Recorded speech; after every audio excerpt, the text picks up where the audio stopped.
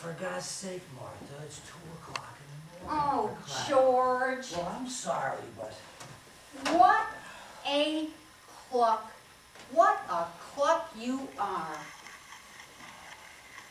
What? What? Hey, I'm tired. It's late, and besides... Well, you know what, George? That's too bad about you. Yeah, well, that's how it is anyway, Martha. You didn't do anything. You never do anything. You don't mix. You just stand around and talk. What do you want me to do? You want me to act like you? You want me to go around all night long braying at everybody the way that you do? I don't bray. All right, you don't bray.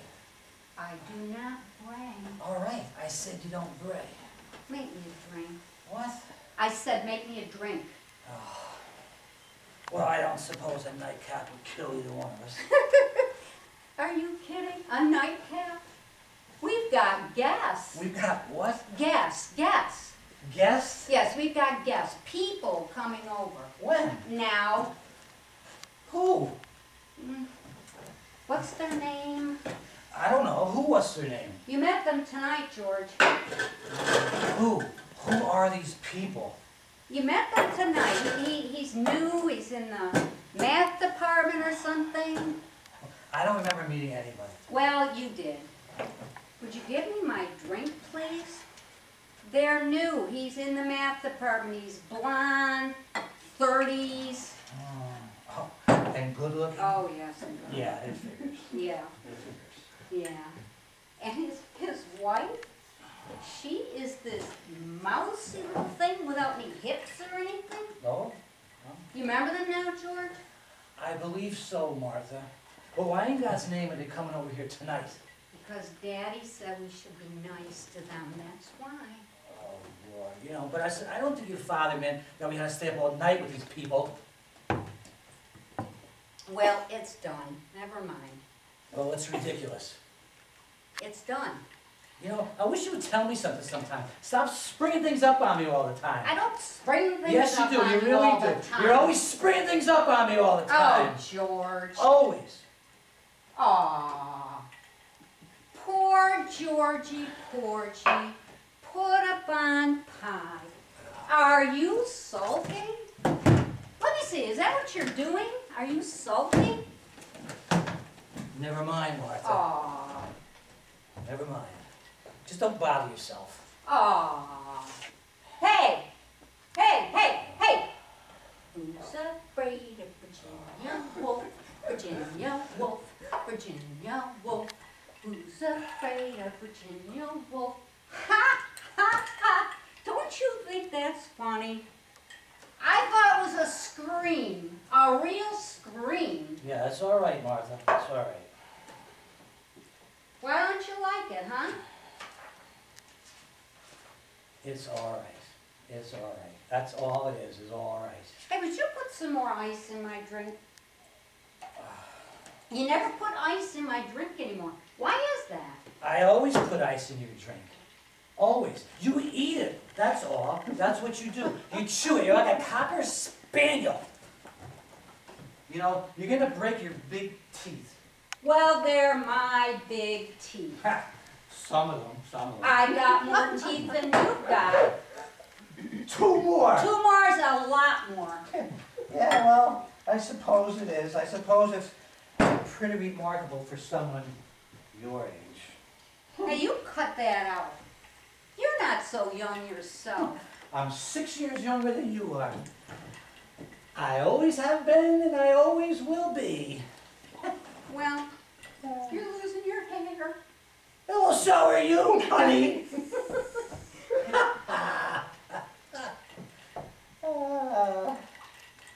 What do you want now? Huh? What? Make me another drink.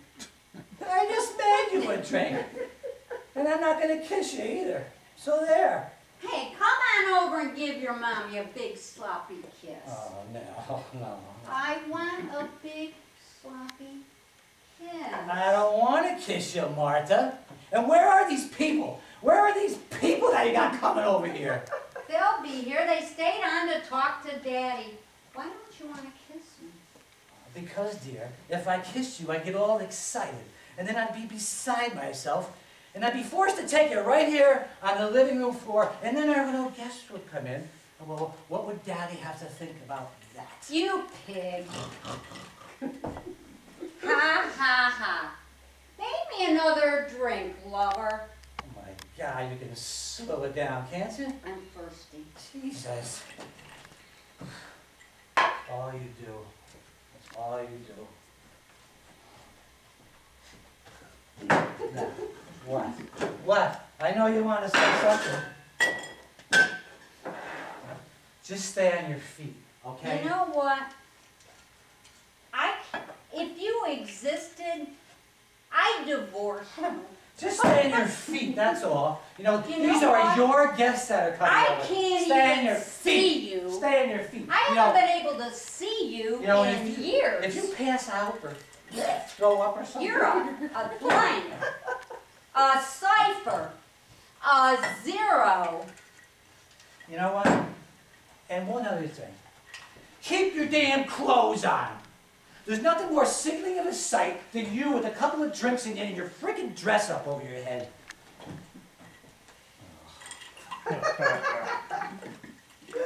Right? Fuck you. Oh, must be your guest, Martha. The door. Come on in. Come on. Why don't you sit right over here? Sit right here. Sit down! It's all right,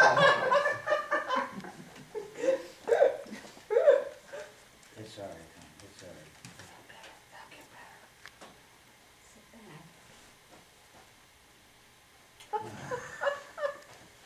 back. You know what, George? You know what really happened tonight? You want me to tell you what happened?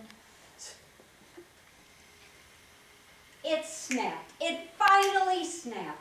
Not me, not it, the whole arrangement. It went snap.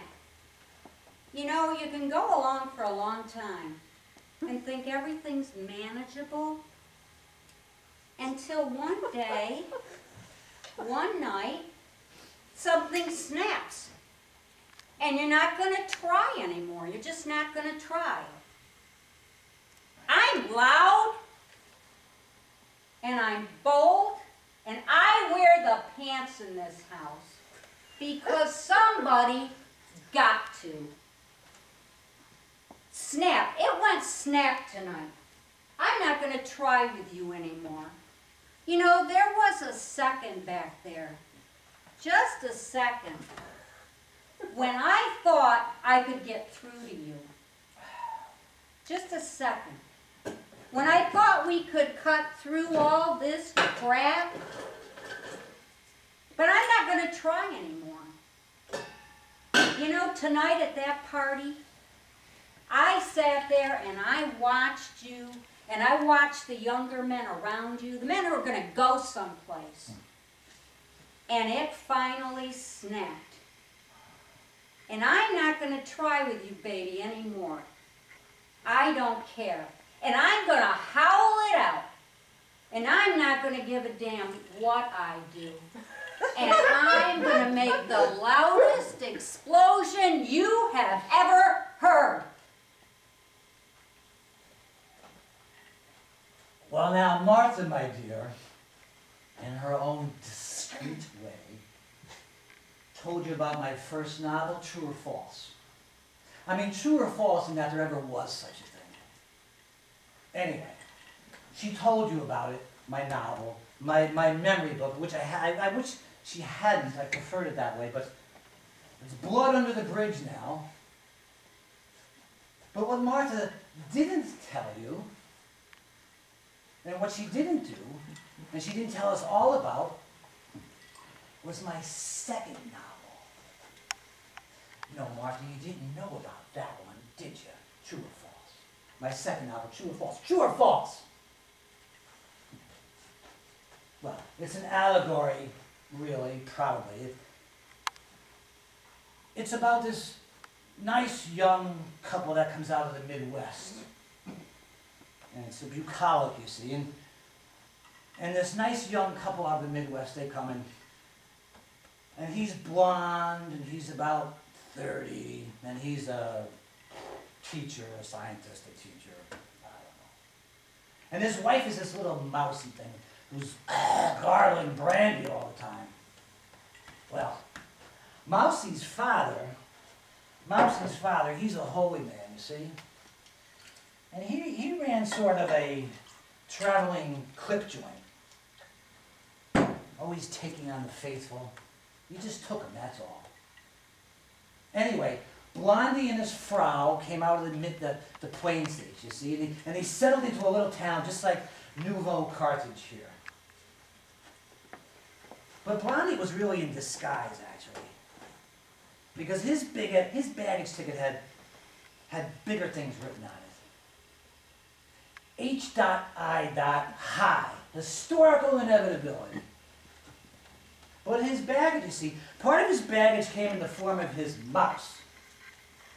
But what nobody could figure out about Blondie was his baggage, his mouse. For here you had somebody that came out of Kansas. He was a Kansas swimming champion or something. All right? And here he was, he had this mouse who he was salacious to a point, given that she was nothing but a simp. Sort of, a simp, but in the long run, she was tooting brandy immodestly and spending half her time in the upchuck. And then, you know, as a flashback, now we think of how they got married. Well, one day, little Mousy got all puffed up. And she ran over to Blondie's house. And she stuck out her puff and said, "I'm all puffed up." "Oh my goodness," said Blondie. And then, as fast as she was puffed up, the puff went away like magic. Poof! That's a pretty good novel,